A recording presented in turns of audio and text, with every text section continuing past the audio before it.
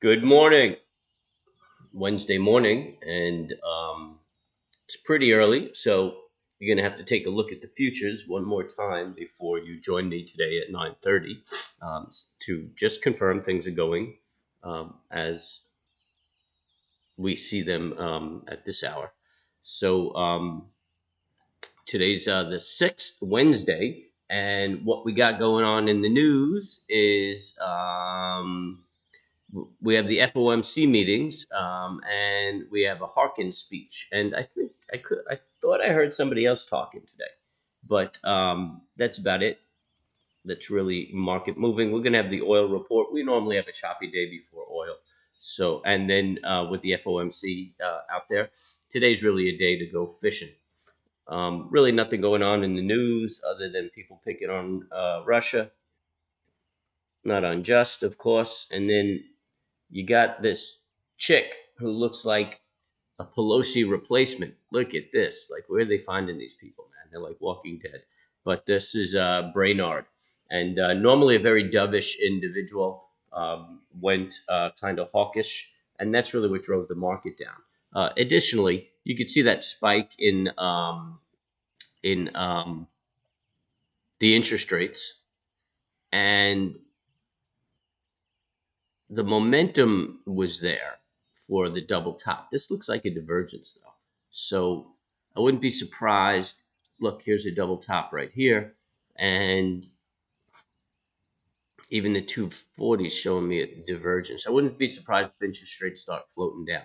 So I'm going to say I'm neutral on interest rates right now because there is some strength. Let's see what it does today, but I'm feeling rather neutral. That was a pretty aggressive pop. Probably the reaction of the Fed and Fed speak. They were talking about getting more aggressive on tapering the bond purchase program. They were talking about getting bonds off the balance sheet. So I mean, she's had some pretty aggressive talk. Again, the minutes aren't going to tell us anything. We didn't hear from the Fed. People are going to drill into them and maybe reinterpret them based on what everybody out there said. But you know what? We're seeing inflation, and that's their job to have inflation fears. And they're also talking down the market. They talk down the market. They tighten up some of that disposable income, slows off on spending, makes people a little apprehensive, slows them off on spending, helps fight the inflation woes. So kudos. Um, Looking at the futures, we have a on the 240 minute, we have a bear flag trigger, and that's pushing down pretty good. Um, And on the daily, we could see that little double top, and we're about to break that low. Did we break the low to trigger the trend reversal? 501. Yeah, we did, man. We just triggered it. So this is a trend reversal right there. You can see a higher high, then a higher low, lower high, and now it's racing to a lower low, and you can see the momentum following it. And the histograms are picking up a little steam. So this has got a little energy, and it may push down. A 240-minute bear flag could dictate the rest of the day. I mean, the only monkey wrench in the works would be the Feds out there, but this could dictate the rest of the day. And I'm relatively bearish on the day for the S&P 500. And if you look at the weekly, which is interesting, the weekly here, shooting star triggered, so that's a good move down. So, and what we'd like to see is a higher low. So, it could push down.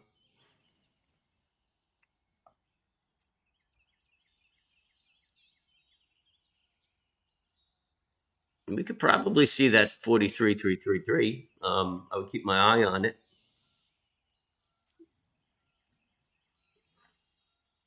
Let's see what it looks like on the SPX. Pink. Yeah, we got that the same. I know I got a lot of shit on it. It's hard to see. Pink. Um, got that shooting star. The SPX didn't trigger yet. Probably triggered today. The low is 507. Yeah, we've triggered already because We're down 21 at the moment. So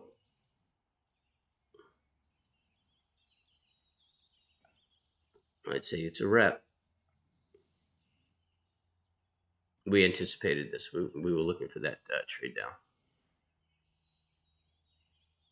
We shall see. We shall see. We shall see. And then finally, I know I fell asleep on the mic over here. And then finally, let's take a look at BTC. And so BTC didn't really put in that. Hey, give me some comments too. Let me know if my charts aren't clear enough to see when I'm talking. It's also got that weekly shooting star. It's more of a reversal pattern. But you know what? I mean, there's been a correlation between the S&P and BTC. You know, everybody's following the risk.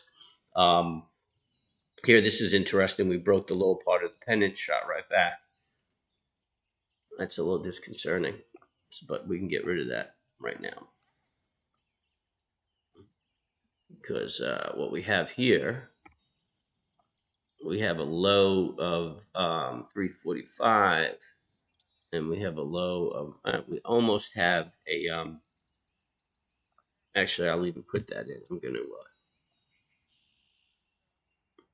that's my support right there. I mean, we didn't quite get there, but close enough. Close enough.